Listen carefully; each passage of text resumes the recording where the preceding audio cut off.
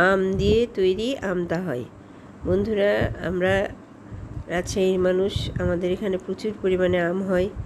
আমরা আম খেয়ে কিছুটা সংরক্ষণের জন্য আমটা বানিয়ে রেখে দিই। দেখুন আজকে আমি আমটা কীভাবে বানাই সেটাই আপনাদেরকে দেখাবো। এই আমটা সকলেরই প্রিয় একটি জিনিস। সারা বছর এই আমটাটা সংরক্ষণ করে খাওয়া যায়। প্রথমে আমগুলোকে খোসা ছাড়িয়ে নিয়ে একটি চালনার সাহায্যে সুন্দরভাবে আমগুলোকে চিপে আমের আঁশটা বের করে নিই, তাহলে আমটাটা খুবই সুন্দর হয় এবং খেতেও বেশ সুস্বাদু হয়, মুখে লেগে থাকে। বন্ধুরা দেখুন, আমি আমগুলো খোসা ছাড়িয়ে নিয়ে চিপে একটি চালনার সাহায্যে আমগুলোকে ছেঁকে নিব। ছেঁকে নিয়ে একটি কড়াইয়ে আস্তে আস্তে করে এই আমগুলোকে জাল দিয়ে ঘন করব।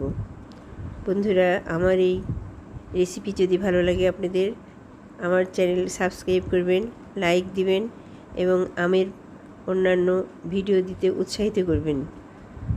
বন্ধুরা দেখুন, আমি আমগুলো চেলে নিচ্ছি। চেলে না হলে আমি চুলার উপরে দিয়ে আমগুলোকে বেশ আমের এই রটাকে সুন্দরভাবে ঘন করে জাল দিয়ে নেব।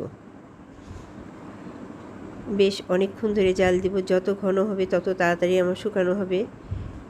অনেকক্ষণ ধরে আমি আস্তে আস্তে অল্প পরিমাণে জাল দিয়ে আমটাকে ঘন করে নিব।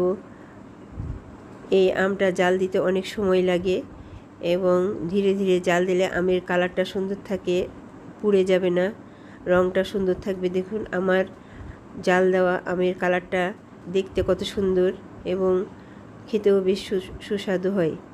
আমাদের বাগানে প্রচুর পরিমাণে আম হয়। আম সংরক্ষণের জন্য এই আমগুলো যখন বেশি হয় তখন আমরা ভালো এই আমগুলোকে চিপে চিপে কন্টেনারে রেখে দিই।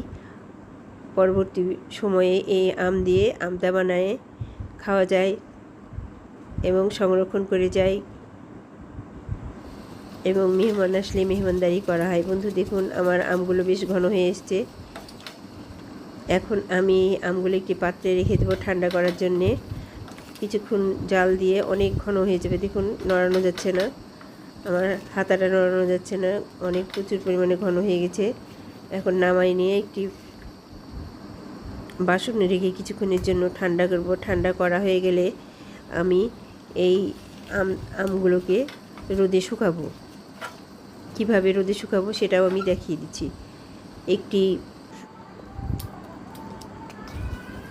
প্লেটে, যদি বেশি পরিমাণ হয় 2-3টি প্লেটে করে এই আমগুলো শুকাবো রোদে।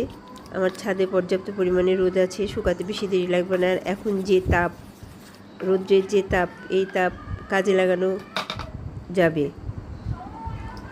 আমি 2টো প্লেট নিয়েছি। 2টো প্লেট নিয়ে একটু সরিষার তেল হাত দিয়ে মাখিয়ে নিয়েছি যেন আমটা আমার শুকানোর পরে তুলতে সহজ হয়। বন্ধুরা দেখুন, আমি সরিষার তেল দিলাম, দিয়ে আমগুলো ঢেলে দিলাম। ঢেলে দিয়ে সুন্দরভাবে হাত দিয়ে সমান করে দিলাম, তাহলে আমটাটা দেখতেও মজা হবে এবং সব সাইড সুন্দর হয়ে যাবে। 2টা প্লেটে আমি দিয়ে দিলাম। দিয়ে এখন আমি নেট দিয়ে সুন্দরভাবে ঢেকে ছাদে রোদে দিয়ে দেবো। ছাদে রোদে দিয়ে 2 দিন পর এক পাশ সুন্দরভাবে রোদে শুকানো হয়ে যাবে, তখন আমি এই আমটাগুলোকে উল্টিয়ে আর এক অন্য পিঠ শুকাই নেব। দেখুন আমার এক পিঠ শুকানো হয়ে গেছে। এটা বড় প্লেটে দিয়েছি এবং একটু কম দেওয়া হয়েছে, তো এটা পাতলা, খুব সুন্দরভাবে এটা উঠে গেল। দেখুন আবার পরের পিঠ উল্টাবো। এইটা একটু ঘন হয়েছে, এটার পরিমাণ একটু ঘন, শুকাতেও একটু দেরি হবে, সেই জন্যে আমি এইটা একটা মোটা দিয়েছি, একটা ঘন দিয়েছি। দেখুন এটা একটু বেশি কাঁচা হয়ে আছে, ঘনর জন্য এটা কাঁচা হয়ে আছে। এখন আমি দুটাকে রোদে শুকাতে দিলাম। শুকাতে দিয়ে আবার 1 দিন পরে আমি এটা নামিয়ে ফেললাম। দেখুন কি সুন্দর শুকনা হয়ে গেছে এবং এটা সংরক্ষণ উপযোগী হয়ে গেছে। এখন আমি কাঁচি দিয়ে কেটে সুন্দরভাবে আপনাদেরকে দেখাচ্ছি। ছোট ছোট পিচ করে আমি রেখে দেব। অল্প অল্প